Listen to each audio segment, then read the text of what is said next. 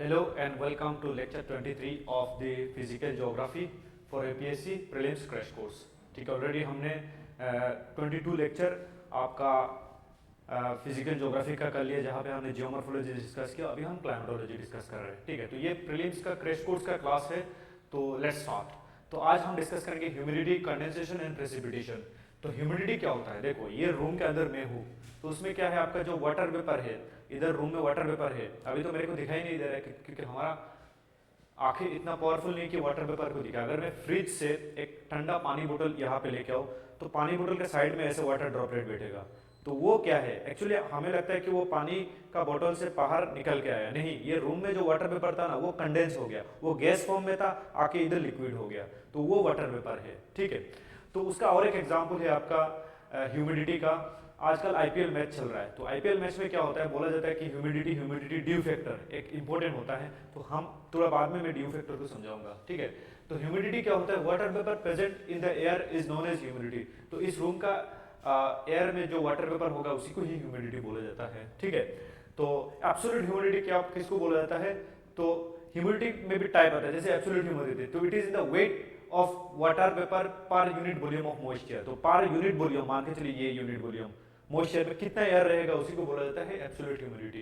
ठीक है, मतलब actual amount of water vapour present in atmosphere, तो उसको ह्यूमिडिटी बोला जाता है। ठीक है, और इसको कैसे एक्सप्रेस किया जाता है? ग्राम पर मीटर क्यूब, पर मीटर क्यूब, क्योंकि ये 3 डायमेंशनल है, तो पर मीटर क्यूब में कितना ग्राम होगा, उसको आपका ह्यूमिडिटी का यूनिट माना जाता है। ठीक है, तो टेम्परेचर चेंज होने से क्या होता है, आपका ह्यूमिडिटी भी चेंज होता है। जैसे गर्मी के दिन में ज्यादा ह्यूमिडिटी होता है, ठीक है, उसकी वजह से वाटर वेपर जो होता है वो हीट को भी एब्जॉर्ब करता है, ग्रीन हाउस गैस है। लेकिन ठंडी के दिन में क्या होता है, उतना वाटर वेपर नहीं होता है, तो उसकी वजह से हमें मॉइस्चराइजर क्रीम वगैरह लगाना पड़ता है, क्योंकि सूख जाता है मुंह वो आपका फेस वगैरह। ठीक है, तो उसके बाद आता है स्पेसिफिक ह्यूमिडिटी।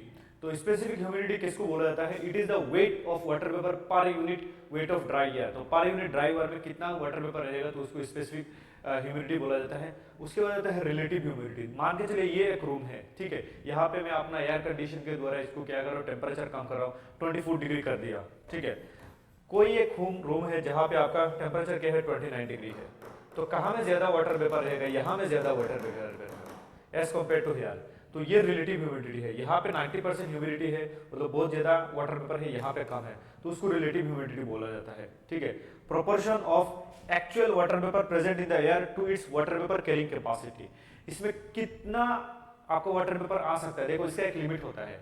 लिमिट क्रॉस होने के बाद क्या होता है, बहुत ज्यादा गर्म जो होता है, गर्मी जो होता है, तो लिमिट क्रॉस होता है, उसके बाद जो ह्यूमिडिटी होता है आपका, वो एयर एब्जॉर्ब करके नहीं रख पाता, तो वो गिर जाता है, उसको बोला जाता है ड्यू। ठीक है, तो ये आपका इस रूम में जितना कैपेसिटी है उस हिसाब से कितना परसेंट है, तो अगर ज्यादा होगा तो 90%, कम होगा तो 10%। ठीक है, तो उसको रिलेटिव ह्यूमिडिटी बोला जाता है।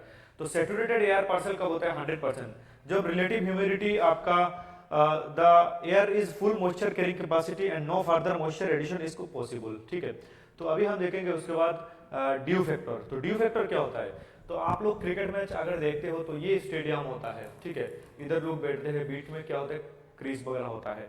तो लोग बहुत ज्यादा होने की वजह से आपका क्या होता है, यहाँ पे गर्मी टेम्परेचर बढ़ना स्टार्ट हो जाता है। ठीक है, और टेम्परेचर बढ़ने के टाइम एक टाइम ऐसा आ जाता है, बहुत ज्यादा यहाँ पे क्या होता है, ह्यूमिडिटी हो जाता है।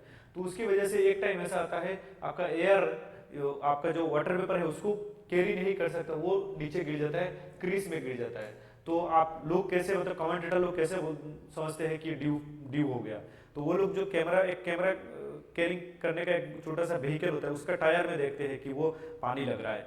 ठीक है, तो ड्यू पड़ने से प्रॉब्लम क्या होता है, जो पहले बैटिंग करता है तो उसका क्या होता है, आपका पहले जो बॉलिंग करता है उसका अच्छा रहता है। क्यों? क्योंकि पहले बॉलिंग करने टाइम आपको जो पिच होगा वो एकदम आपको वो मिलेगा, आपका सूखा हुआ मिलेगा, तो बॉल आपका पड़ के स्पिन करेगा। ठीक है, और बैटर को प्रॉब्लम होगा। लेकिन जो नेक्स्ट इनिंग्स में बैटिंग करने आएंगे तो उनका क्या होता है, आपका बॉलिंग करने आएंगे, उनका प्रॉब्लम हो जाता है। तो उसकी वजह से जिस स्टेडियम में ये अगर पता लगता है कि इसमें ड्यू आएगा, इसमें इतना ज्यादा टेम्परेचर बढ़ जाएगा कि एक टाइम ऐसा आएगा कि वाटर वेपर नीचे टपकने लगेगा, ये रेनफॉल के साथ कंफ्यूज मत हो, तो वो वहां पे क्या करते हैं, पहले बॉलिंग ले लेते हैं, बाद में बैटिंग। ठीक है, तो बाद में जो बैट करने आते हैं, बॉलिंग करने आते हैं, तो उसका क्या होगा, बॉल स्पिन नहीं करेगा, और उसके साथ साथ जो आउटफील्ड होता है उसमें ग्रास में पानी पड़ जाएगा, तो जो उनका आपका फील्डिंग वाले है उनको दिक्कत होगा, लेकिन बैट्समैन जो होंगे बैट करेंगे सेकंड में, ये इन लोग क्या करेंगे पूरा पटक पटक के मारेंगे। तो बहुत सारे ऐसे मैच होता है ड्यू फैक्टर की वजह से जीत जाते हैं। पहले का जो बैटर आते हैं पहले इनिंग्स में उसको तकलीफ होता है, लेकिन नेक्स्ट टाइम में जो बैटर आएंगे उसको तकलीफ नहीं होता है क्योंकि बॉल स्पिन नहीं कर रहा है, आउटफील्ड तेज हो गया तो उसकी वजह से, ठीक है। तो उसको बोला जाता है आपका ड्यू पॉइंट। तो temperature at which the sample of air become saturated and it can not hold moisture, ये मॉइस्चर को होल्ड नहीं कर सकता तो वो नीचे गिर जाएगा पानी, ठीक है। इस रूम का अगर मैं बहुत ज्यादा टेम्परेचर बढ़ा देता हूँ तो एक टाइम ऐसा आएगा यहाँ पे आपका वाटर वेपर नीचे गिरने लगेगा, ठीक है। तो टेम्परेचर क्या होता है आपका, ये it is the rate of temperature observe. तो ये ऑलरेडी मैंने समझा दिया फर्स्ट चैप्टर में आपका। तो अभी हम देखेंगे कंडेंसेशन। तो कंडेंसेशन क्या होता है आपका, process by which water vapour in the air cools down and change from gas to liquid state, उसको कंडेंसेशन बोल सकते हो। या लिक्विड से आपका फिर उसको सॉलिड में कन्वर्ट कर सकते हो तो उसको क्या बोलते हैं, कंडेंस। किसी भी चीजों को आप अगर कंडेंस करोगे तो उसको कंडेंस, जैसे आपका एलपीजी होता है, एलपीजी क्या है, गैस है, लेकिन उसको ऐसा कंसंट्रेशन किया जाता है कि वो लिक्विड बन जाता है, ठीक है। तो कंडेंसेशन में टाइप आता है, जैसे ड्यू, ड्यू अभी अभी हमने पढ़ा है कि ड्यू क्या होता है आपका, वाटर वेपर जो एटमॉस्फेयर में होता है वो क्या करता है आपका पानी होकर टपकने लगता है, वो आपका ड्यू टू आपका वो एयर में ह्यूमिडिटी ज्यादा होने की वजह से एयर कैन नॉट होल्ड, वो गिर जाता है तो उसको ड्यू बोला जाता है, ठीक है। Condensation of water vapour cold surface that cause formation of water droplet, तो वाटर ड्रॉपलेट छोटे छोटे पड़ जाते हैं, ठीक है। उसके बाद व्हाइट फ्रॉस्ट, तो वो जो ड्यू है वही व्हाइट फ्रॉस्ट है, लेकिन बस क्या है वो ठंडी जगह में होता है और ये क्या होता है छोटे छोटे आइस होके गिरता है तो उसको व्हाइट फ्रॉस्ट बोला जाता है, ठीक है। When under dew formation condition the dew point of the air is below और एट 0 डिग्री सेंटीग्रेड, ठीक है, water vapour condenses as minute ice, ठीक है, this is called white frost. उसके बाद फॉग, तो फॉग आप लोगों को पता होगा, फॉग और मिस्ट, फॉग और हेज मिस्ट सॉरी दो अलग अलग फिनोमेना होते हैं। फॉग क्या होता है, ग्राउंड लेवल क्लाउड होता है, ठीक है, उसमें वाटर वेपर होता है और वो विजिबिलिटी लेस देन 1 किलोमीटर होता है तो वो फॉग होता है, ठीक है। और ये छोटे छोटे एकदम वेरी स्मॉल स्मॉल वाटर इसमें प्रेजेंट होता है ड्रॉपलेट, और आपका लोअर लेयर ऑफ एटमॉस्फेयर में क्या होता है वो सस्पेंड होता है, ठीक है। और ये टेम्परेचर को देखते हुए द वाटर में B frozen which would result into freezing fog, ठीक है। Fog is real danger for general aviation pilot, तो फॉग में क्या होता है दिखने में दिक्कत आता है, ठीक है, वो ठंडी के दिन में ज्यादातर फॉग अवेलेबल होता है। मिस्ट सेम है फॉग जैसा, लेकिन मिस्ट में क्या होता है आपका amount of water droplet crystal present layer the atmosphere, तो मिस्ट क्या होता है थिक लेयर, थोड़ा ज्यादा विजिबिलिटी होता है इसमें, ठीक है।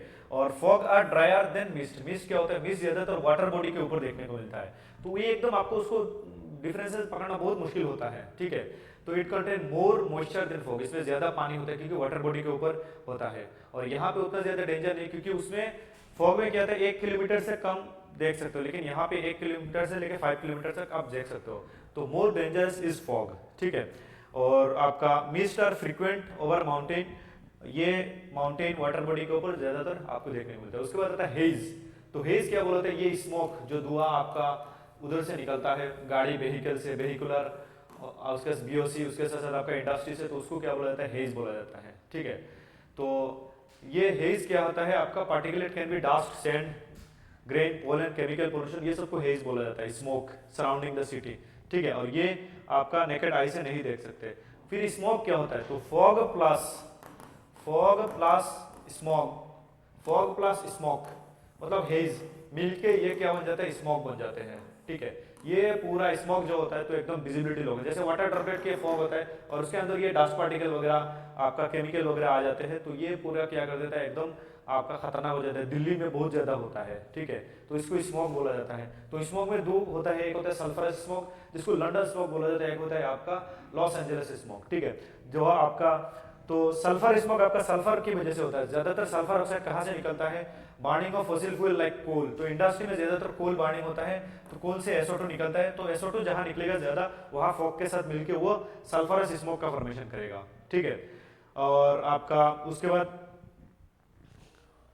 आता है फोटोकेमिकल स्मोक जिसको लॉस एंजलिस स्मोक बोला जाता है। वहां पे आपका गाड़ी, जहां पे गाड़ी ज्यादा चलता है तो वहां पे क्या निकलता है, वोलेटाइल ऑर्गेनिक कंपाउंड, तो ये वोलेटाइल ऑर्गेनिक कंपाउंड जिसमें आपका नाइट्रोजन ऑक्साइड ज्यादा रहेगा, उसमें सल्फर ऑक्साइड ज्यादा रहेगा, इसमें नाइट्रोजन ऑक्साइड।